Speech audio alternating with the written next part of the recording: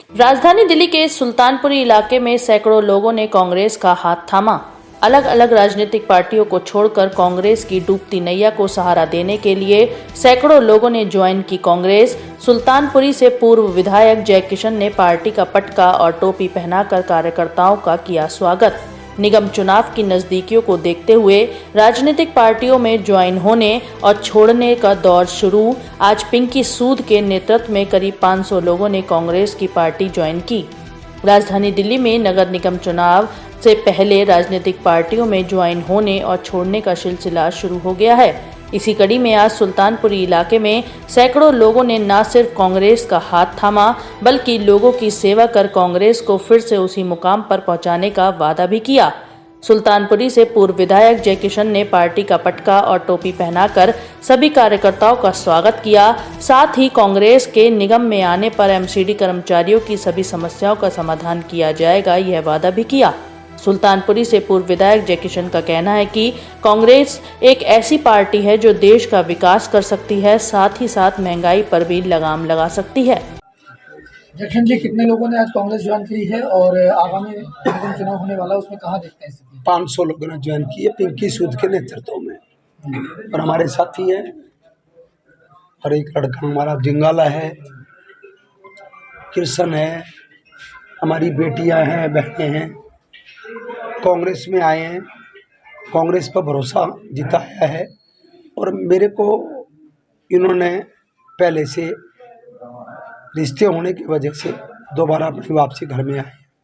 मैं इन सबका स्वागत करता हूँ और ये भी बताना चाहता हूँ कि कांग्रेस एक ऐसी राष्ट्रीय पार्टी है जो देश का विकास कर सकती है, जो महिलाओं को, दलितों को, माइनॉरिटी को, मजदूरों को, किसानों को, अल्पसंख्यक की हिफाजत कर सकती है, महंगाई पर कंट्रोल कर सकती है, बेरोजगारी को दूर कर सकती है, लूट खसोट से दूर है, छल कपट की राजनीति करनी नहीं जानती है। कांग्रेस के लोग इज्जतदार हैं, कांग्रेस के लोग समझदार हैं, कांग्रेस के लोग वफादार हैं, कांग्रेस के लोग जिम्मेवार हैं, कांग्रेस के लोग हिस्सेदार हैं। कांग्रेस के अलावा ना कोई जिम्मेवार है, ना कोई समझदार है, ना कोई वफादार है, ना कोई जिम्मेवार है।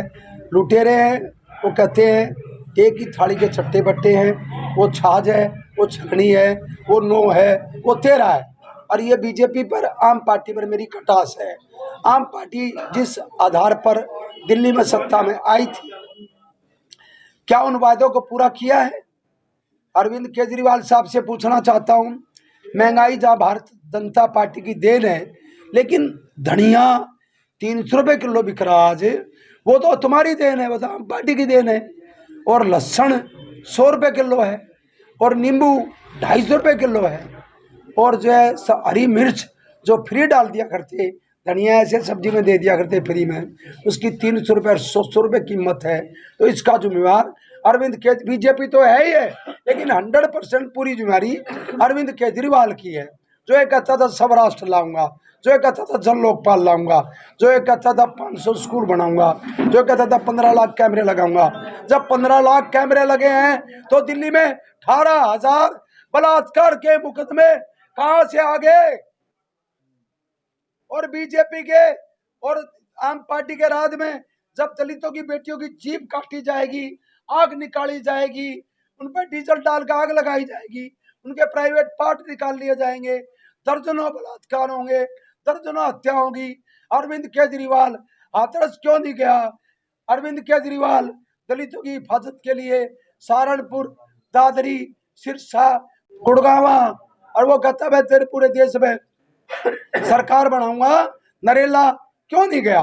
और मोदी वो कहते हैं वो नो तो वो तेरा, एक बड़ी चोर पार्टी का प्राइम मिनिस्टर पीएम है, छोटी पार्टी का प्राइम मिनिस्टर दिल्ली का सीएम है। मुद्दा क्या रहने वाला है? महंगाई, भ्रष्टाचार या कानून व्यवस्था? मुद्दा कांग्रेस का मुद्दा है चमकती दिल्ली। कांग्रेस का मुद्दा चमकती दिल्ली।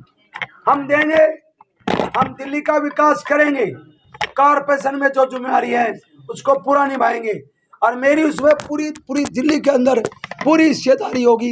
ये मैं जिम्मेवारी के साथ कहना चाहता हूँ। लोगों को ये भी भरोसा होगा, दिल्ली वालों को, कि मैं झूठा हूँ या अरविंद केजरीवाल झूठा है। इनमें से और हमारी कांग्रेस के लोग एक तरफ हैं और आम पार्टी और बीजेपी जो झूठे है, जो मक्कार है, जो छल कपटी है, वो एक तरफ है, जिन्होंने लोगों को झूठ बोल करके ये कहा कि हम राम राज ले आएंगे, राम मंदिर बनाएंगे। बीजेपी वालों, राम मंदिर तो तुम बनाओगे, कांग्रेस ने उसके कपाट खोले थे, कांग्रेस ने उसकी नींव रखी थी।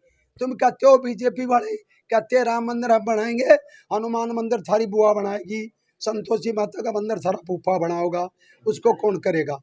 ये भी जवाब दो। फिर आम पार्टी ने कहा था मैं कॉन्ट्रैक्ट बेस खत्म करूंगा, सफाई कर्मचारियों को, माली को, चौकीदार को, बेलदार को, एमसीडी को दोनों पार्टियों ने मिलकर कुचल दिया, बर्बाद कर दिया, फ्लड को बर्बाद कर दिया, पीडब्ल्यूडी को बदला बर्बाद कर दिया, एजुकेशन को बर्बाद कर दिया, जल बोर्ड को बर्बाद कर दिया।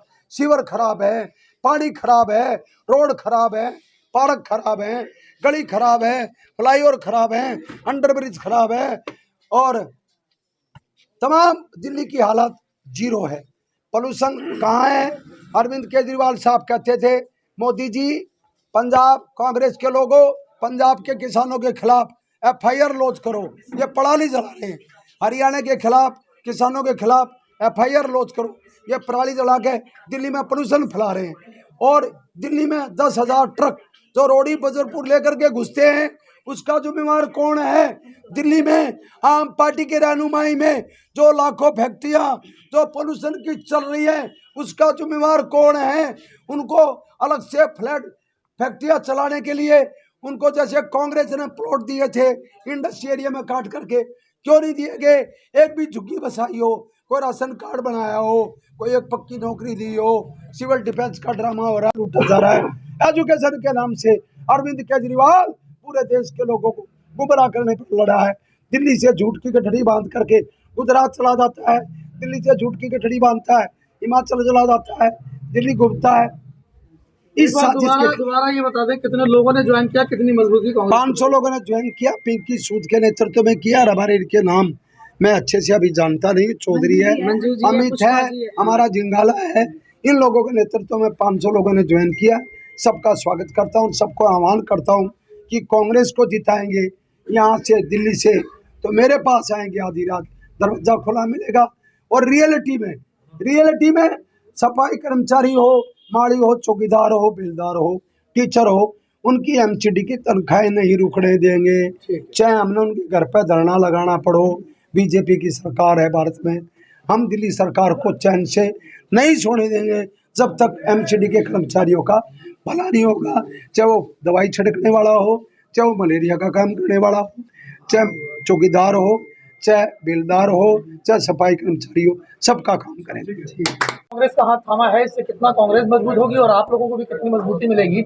आगे भविष्य कहाँ देख रहे हैं? मैं सर सबसे पहले आप सभी चैनल्स का धन्यवाद करना चाहूंगी, और मैं एक चीज कहूंगी कि आज का जो दौर है वो किसी से छिपा नहीं है, और जो बीजेपी का शासनकाल है या आम आदमी पार्टी का शासनकाल है, आप देख लीजिए कि एक आम आदमी त्राहिमाम कर रहा है, मरने की कगार पे है, भूखा मर रहा है।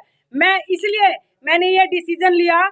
मैं खुद भारतीय जनता पार्टी की कार्यकर्ता रही, लेकिन नीतियां आप देखिए कि मैं एक सफाई कर्मचारी भाई बहनों की ट्रेड यूनियन चलाती हूँ एज ए राष्ट्रीय महिला अध्यक्ष, लेकिन सफाई कर्मचारी भाई बहनों का जितना शोषण हो रहा है इन पिछले 15 सालों से, वो दिल्ली के जन जन को, एक एक व्यक्ति को पता है। आज हमारा इतना बुरा हाल है कि एक हफ्ते पहले हमारा धरना प्रदर्शन था, 350 कर्मचारियों के हमें ऑफर लेटर दिए गए, आज तक उन कर्मचारियों का मेडिकल नहीं हुआ, जिसमें के टर्म ऑफ कंडीशन रखी गई है कि 10 दिन में अगर इस पे इन्होंने अप्लाई नहीं किया तो इनके जो ऑर्डर है उनको निरस्त किया जाएगा।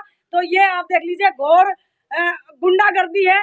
हमारा सफाई कर्मचारी और गरीब जनता, SC ST OBC जो कि कांग्रेस के राज में मान सम्मान से पेट भर रही थी और जी रही थी, बीजेपी के शासनकाल में जो हुआ है वो किसी से छिपा नहीं है। आप कोरोना काल को ही उठा के देख सकते हैं। तो कितने लोग हैं आज आपके साथ जिन्होंने? सर ये मेरे साथ अलग अलग विधानसभाओं से, ये सुल्तानपुर माजरा विधानसभा मेरी है, हमारे पूर्व 5 बार के MLA साहब आदरणीय जैक्सन जी यहाँ मौजूद हैं, और मेरा ये डिसीजन बिल्कुल 100% सही है, क्योंकि परिवार में वापसी हुई है मेरी, और बच्चे रास्ता भटक जाते हैं, लेकिन हम ये चाहते हैं कि हर हालत में निगम से हमने बीजेपी को हटाना है और पूरी दिल्ली को भी बचाना है।